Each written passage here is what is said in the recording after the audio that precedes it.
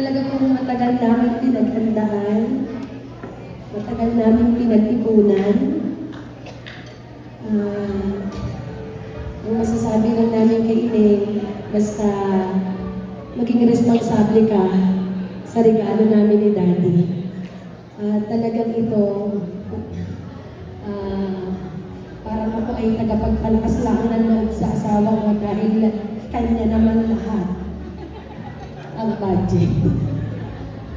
Ayan. So, sa gitna namin na ito, anak, sobrang bigat. Pero matagal namin pinag-ipunan ang jewelry box.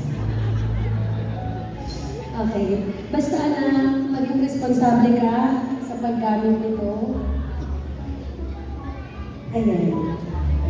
Malaman ka namin yan. Okay din. May sasabihin ka ba? Nauubos na ang aking speech. Meron pa mamaya. Basta ingat ka lagi, anak. Basta lagi, tatandaan mo.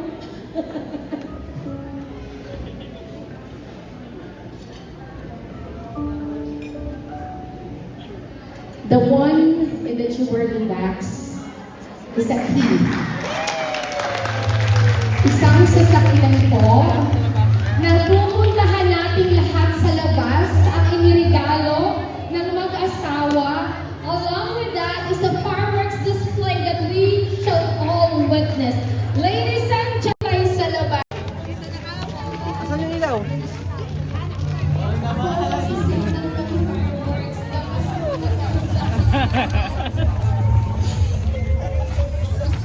Taas mo na yung light stand!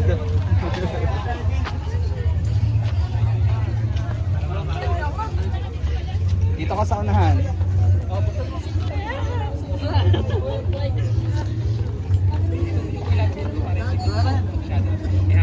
Okay. Yung dito ka.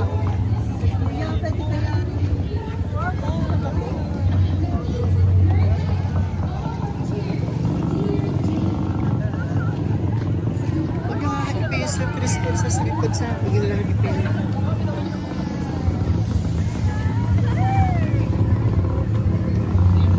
Dapat ka pa ng group pa kayong family. Good. Or pwede iputan sa doon.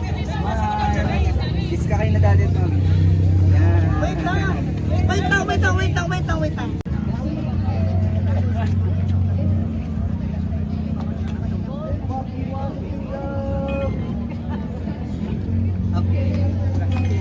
Fireworks? Okay na.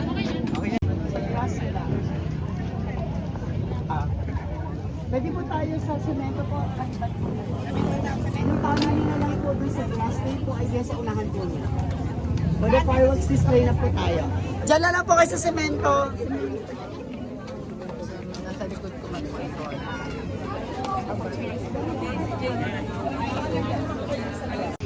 Ay, mapagtulong-tulungan ng lahat ng